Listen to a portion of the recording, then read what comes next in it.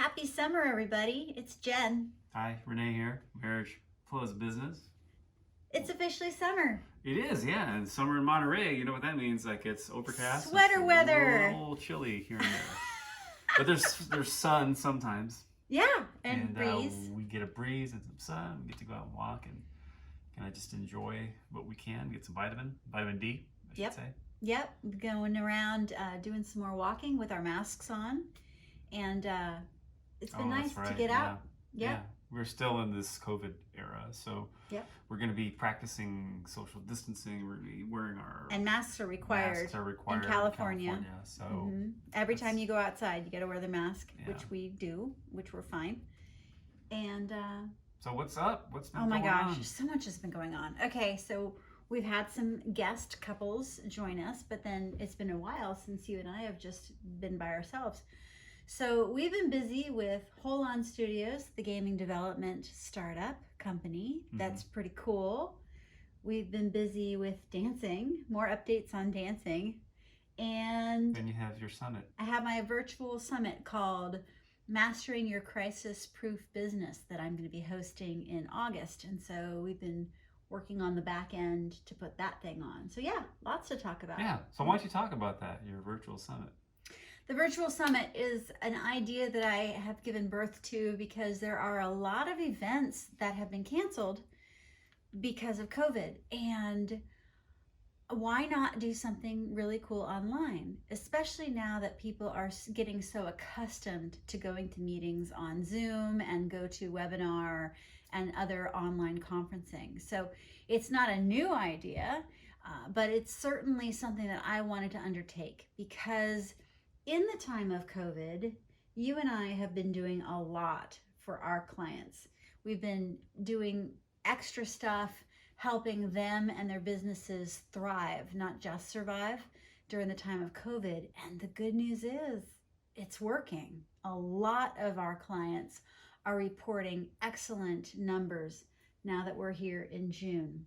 So things are getting back to normal, sort of, in the new normal across the country. Not everyone is back 100%, but they are definitely seeing, especially now that restrictions are relaxing around the different states, people are in the summer mode where they want to go road tripping and they need to make sure that their cars are in good shape for the road trips. So it's important. It's so nice to hear that people are starting to live a somewhat normal life again, which is great. So we've been busy with that. And this virtual summit was partly born out of that busyness because everyone was in crisis mode. And you know what? This is not the first and it's not the last crisis that is going to hit small businesses. So I've put together a group of speakers that are going to help people master their crisis-proof business. And if this summit is successful, which I believe it is because I've got a great lineup of speakers, then we're going to do it again in November. So the first one's October 7th. Sorry, my bad. The first one is August 17th through the 22nd online. If you're interested, send me an email, jenniferfilzen@gmail.com. I'll be happy to set you up with full information. And then if we are successful, we'll do it again the week after Election Day in November 9th through the 16th, I believe. So yeah, that's the virtual summit. And Renee has been amazing. He's been building the Rockstar Marketing website to show the different back-end registration things and different ways to promote it and advertise it. And you've you've had help with the people who are signing up or the people who are going to be your teachers who are participating. Yeah. And then you have your coach who's also helping you. Yeah.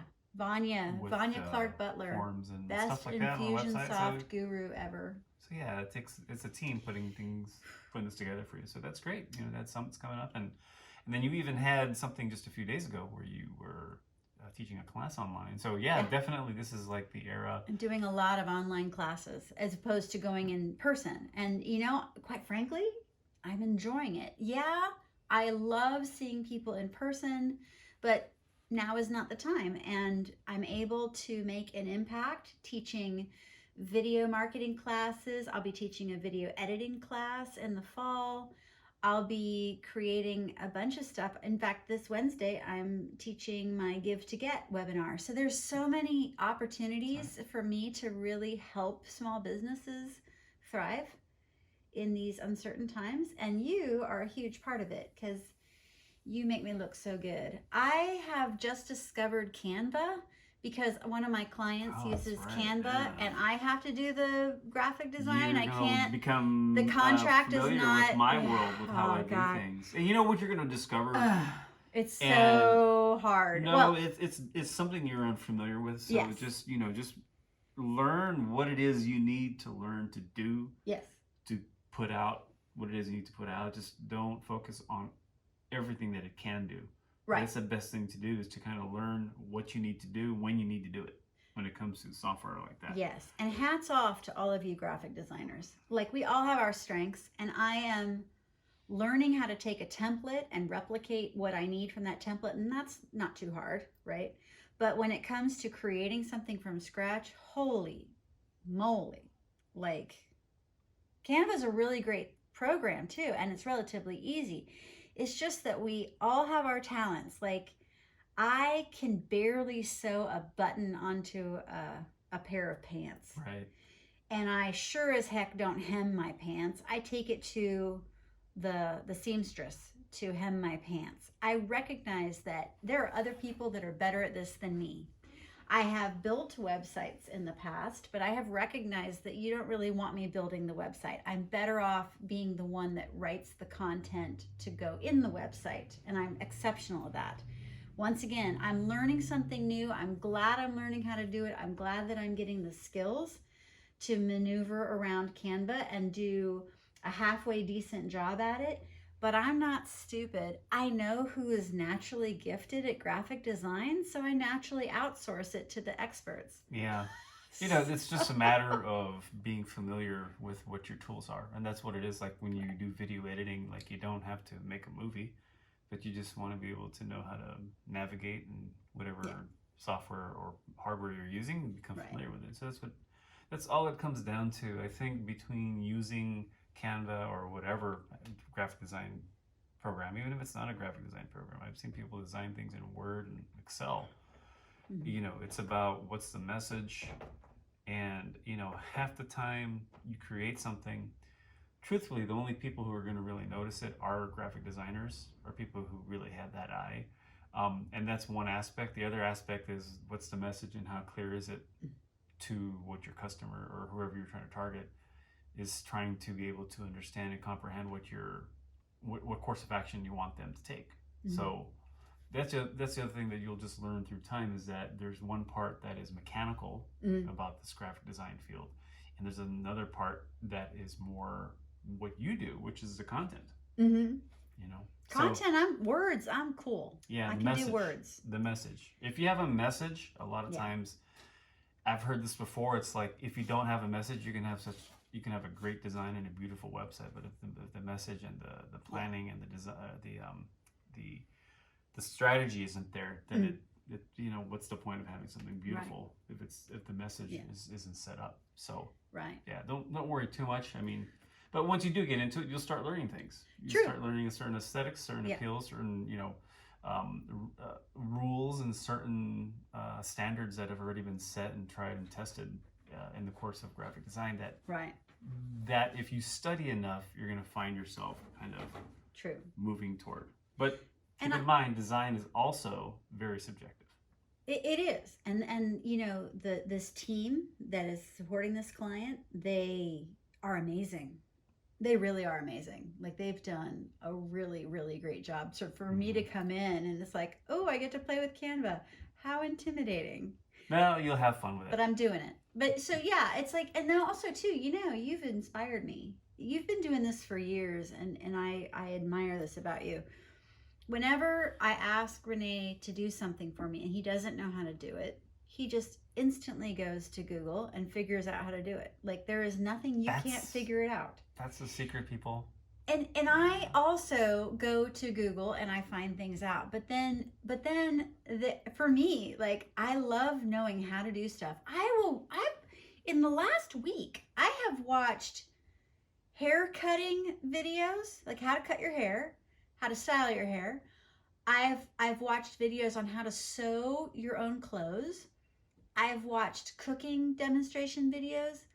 I've watched in the past, not in the past week, but in the past I've learned how to replace a faucet, how to install a ceiling fan. I've done all these things. But there's a difference between watching it and doing it.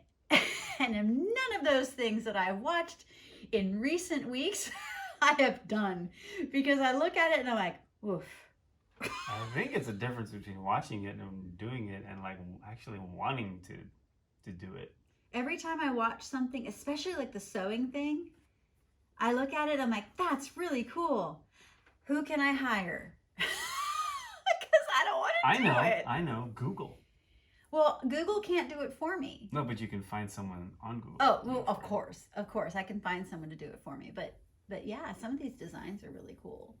So Canva, you're doing that. I'm doing that. You know, that's something new for you. And also too, gaming. Okay, so I'm not a big gamer, but we are Holon Studios is a gaming development startup. I have been friends with the founder of Holon Studios for quite some time. We used to work together, and I'm honored that I get to do the marketing for them. And yeah, so it's really cool to have so a new, great. New something to play with. Something new to play with, yeah. Something and new it's to cutting market. edge. Yeah, cutting edge. So COVID has really brought a lot of gaming to the forefront as far as entertainment and, ways to keep yourself occupied when you're staying at home. And again, gaming is nothing new, but this team that we're working with is a bunch of seasoned veterans in the gaming world. I mean, their pedigree is pretty dang good. And it's exciting to be part of it, because who doesn't like to be part of something cool and new? So once again, I'm put into a unique position where I get to learn something new. And once again, you have inspired me, because I'm starting to look at games a little bit more. Like, I wouldn't say I've jumped in. In fact, I would love it if you guys would tell us, what games should I pursue as a beginner? I've heard some interesting stuff about Animal Crossing. I know there are certain things that are popular and relatively easy. I remembered when Angry Birds was popular. That was fun, because you and I were watching that, and I would watch mindless you, and it was fun. I like the mindless stuff. But I have to be careful for myself personally. We don't own a television. We don't spend a lot of time on the couch doing things. I'm usually at my desk working, and that's cool. I'm in that mode where I'm just really into work. With the computer is a new TV. And right now, like, figuring out how to make videos is my game of figuring things out. But like, I need to jump in and do more video games, because I want to understand my target demographic and I want to play around with it. So I've discovered social casino slots. That's kind of fun. Candy Crush, I don't know. I can't get into it. Why? It's bright colors, but I can't figure it out. Like, just looking at it, it's not intuitive. You know, the last time I played games, I mean, I've done the whole thing from like Nintendo to PlayStation, the GameCube. In fact, like, I'm dating myself, but like, that's the last like home gaming system I had was the GameCube. So that is probably going back 15 years now, maybe longer. But the last time I played was like on my cell phone, Angry Birds. I've downloaded like some shooter games, like a sci-fi, kind of Halo knockoff, and then I played like a horror role-playing outer space game on my iPad 2 years ago. So and it was actually quite cool. And then I've played like the puzzle games, where you've got to find an object, and you go take that object and you put it in this pot, and the pot falls to the ground, and some bushes open, and you go. So kind of like a Myst type thing, I think. Myst PC gaming game. But most of the gaming I've done recently has been just like, well, actually that was the most recent, come to think of it. If I have any kind of inclination to play video games on my phone or my iPad, it's just something like that has it recognizes the accelerometer in on my iPad, and one of the games was like it's like a ball that you have to adjust like these little pipes. You have to orient the pipes correctly so that Oh wow. as they all turn, the ball goes from here Oh wow. to the other end. Wow. Yeah, it's pretty cool. So maybe I should qualify it. When you guys are giving me examples of what games I should play, please make it easy. I don't want to go out and buy additional equipment. I'm not going to go out and buy a television. I'm not going to go buy something. Like a home gaming system. I don't want a gaming system. Just I put want it there something I on can your do on my phone. phone. I Yeah. want something on my phone. Or even So on your iPad. You have an iPad. I do. I do. A phone or iPad. If you guys could suggest something for me that's easy enough and, fun. I mean, admittedly, I love solitaire.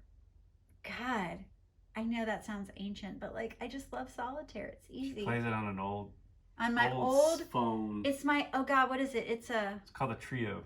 Yeah, my old Trio Plus, like touchscreen. God, I that don't thing think is Trio's around anymore. ancient. It probably got bought up by some company that got bought up by another company that got bought up eventually Yeah, by my Trio. by Android. I loved that thing. God, let's see. How long have I had that? 2002? Like, it's ridiculous how old it is. But I can still play solitaire on it. So there you go. There's our gaming, our current state of affairs. I should walk in shame. We're just not. She's marketing for gaming, and I'm doing some artwork for gaming. So we're more on the side of doing. We're building it. To build it than to play it. It's kind of like if we were to talk about, if you were to talk about like let's just talk about dancing. Yeah. Do you watch Dancing with the Stars? No, I'd rather do the dancing. I have a feeling that people probably who watch Dancing with the Stars, maybe they dance, maybe they don't. But like if we do West Coast Swing, I have to be honest, I'd rather dance than watch a show about dance. Right. Right. When we have dinner, let's say on this very table, we'll just break out the iPad and we'll watch, some dance videos on YouTube at our beck and call or our preference of what we want to watch rather than watching a TV. The whole concept of a TV, and we haven't watched TV in years, is so like, to me, it's in a way, it's kind of like I just don't function that way. Like I want on demand. I don't want to have to wait for somebody's schedule. Yeah, exactly. I don't want to show up for something and watch it. The only thing nowadays that I would do for that is probably go to a theater to watch a movie. But that's a big commitment anyway, to go in there to set a time. And I know with TV, there's probably so many more options now that you probably could do something on demand, which is cool. Maybe. But for us, it's such a thing that like, if I'm an artist, so if I'm doing art, cool. If I'm dancing, cool. If I'm into working out, cool. So when I'm not doing any of those things and I'm having dinner, or I'm just relaxing on my work desk and taking a break, or checking out YouTube when I should be working, I'll hardly watch videos about that. Yeah, so the things we want to see with regards to what we're being entertained with is oftentimes the things that we're doing. And I'm not sure if that's because we're creatives and we have this natural, I at least can only speak for myself, have this natural tendency to kind of watch and read up upon and study things that I'm already actively doing. Yeah, so it's kind of like things I do, right now you can't go to the gym. Right now you can't really go out shopping like you normally do. They're starting to open the gym and they're starting to open up shopping, but the truth is that Renee and I are hesitant. We still haven't cut our hair, and we can go get our hair cut, but I don't know. I'm just kind of happy to hang back. Yeah, she's happy to hang back and market, and I'm happy to hang back and do art, and draw and work on my projects. Yeah. So we're staying pretty busy with. We are very busy with studying the and jobs watching, that we're doing, and the I think the study, the work that we do, the videos we study for the work that we are doing. Yeah. So really, the only things we have to do to break away from this system or this from our routine is actually taking the walks and dancing. Practicing. Bless you. Practicing. I'm not sick. I just have allergies. Sick. She's good. She's good. Just a little sneeze. So so going from your summit to talking about Holon, And video dancing. gaming and then dancing. And we have been dancing more. We've been doing a lot more dancing and committing it to putting it on video. And it's been fun. As a way to, make things fun, to just share, and because we want to because I like to create something more than just putting a video up and just throw it up there. I'll just do some little embellishment to it to give it a theme. It's so fun. With whatever song we're using. He's been knocking it out of the park, and our videos have really, in fact, I hope you'll include some of them, because in the last one you included a couple of the videos, but they've evolved, and we're hearing from people that I don't even realize that they're paying attention to our dances, and we're hearing them from all over the country, like, oh my gosh, I love your dance videos. And one of our neighbors, Maddox Haberdasher, he was funny. He was like, if you guys had like a whole season of, I loved season 1 of your dance videos. If you have season 2 coming out, I'll watch all of them, because you guys are inspiring me to want to dance. That's so cool to hear. It is. It's nice to hear. It's cute. People are like, oh my gosh, I wish my husband would dance with me. Or we even got a message from Kathleen today saying that she was watching our video and she was dancing along with us in her kitchen. It's just fun right now doing it at our own pace and wherever we want to do, whenever and however we want to do it, right? It's not very frequent, but it's not very frequent, fun. But it's like there's no pressure. There's no pressure, There's no just do it. We're not trying to compete. We're not trying to make money off of it. We're not trying to make money off it. Just have fun. We do have a local dance community here, West Coast Swing, that we ran a monthly dance and like workshop night, and it was once a month, and so that aspect of what we do that was part of our lives is no longer something we can do at this time, and don't know when that'll open back up and how people would feel about getting together for dancing that way, and what the protocols would be according to the state of California where we live in, as to how that's all going to unfold and play out. So for our dancers, our dance friends, and our dance teachers and the dance pros out there in West Coast Swing, it's like tough right now, but for us, it's just a way for us to continue to dance and keep in dance shape, But also, I think also just to share with our dance friends, because the views and comments we're getting, they're not by any means, it's not blowing up anything, but it's just within our own Facebook feeds, and that's cool because that's really who it's kind of meant for. It's just the people who's already in our circles in a way. If someone finds us, that's cool. Yeah. But if we can just keep doing it, it's also a great way to just kind of promote the dance and keep it alive locally, even if it's just online. And I hope that people just remember what West Coast Swing is. We get a lot of people who have not heard of West Coast Swing. Even when we were doing it, they hadn't heard of it. They hadn't heard of it. They automatically think of East Coast Swing, which is more big band style music. It's a totally different flavor. It's hoppity hoppity or Lindy Hop. I mean, there's a lot of swing, and people are like, oh, swing, and they think bobby socks and skirts and jumping up and down and a lot of jitterbug, and that's not what we're doing. We're doing more of a smooth. I know, we're tired, huh? We're doing more of a smooth type of. You just have to Google it. You'll see our dances. We'll attach it, but also too, like West Coast Swing is walk, walk, triple step. It's mostly 6 counts. Sometimes there's an 8-count move called a whip. Could be triple step, walk, walk. It could. There's like a certain. It's just a wonderful dance. But a lot of times people will be like, "Why don't I know more about this dance?" And it is the California state dance, believe it or not. Oh, I know, Jen. Google. Google it. But the thing is that, people would see us dancing in Sly McFly's back before COVID, right? And we should talk about that too. And they'd be like, oh my God, what are you guys doing? And we'd be like, well, it's West Coast Swing. And they're like, wow, we've never seen it before. And they're like, is it underground? Like, why don't we know more about it? And it's like, that's a great question. I don't know. But we think it's the coolest dances ever. Not as probably promoted heavily or as much in the public's mind than like ballroom, or what you would see on Dancing with the Stars, maybe. Yeah. Or just like, Jen said, like East Coast Swing. Most people think about East Coast Swing when they think about swing, or something that's just a little more, I want to say traditional in a way, because when you think of East Coast Swing, you normally think like it goes back. Big band style. You know, so, but And the cool it's thing a- about West yeah. Coast Swing is, you know, we really do dance it to a lot of All kinds of contemporary- contemporary music. I just love dancing. Yeah, so West Coast Swing is a really versatile dance. Check it out. I'm going to put some links in the description of the page here that he set up on Marriage Plus Business. And it'll show you some what West Coast Swing is all about. Yay. Yeah. So I think we've covered it. We've got a lot going on. Holon Studios, Your my summit. virtual summit, dancing and the videos, and studying and doing work. Like we have been studying, doing a lot of work, learning, constantly expanding. But I still want to learn Yeah. which videos I So should, send Jen or sorry, some which video recommendations games. for some mobile games, either on the Yeah. phone, maybe the iPad. But I think Jen would might get a kick out of so whatever responses she gets. Or It'll be interesting to see what recommendations. you guys recommend. I mean, I'm a social person and I like to learn stuff.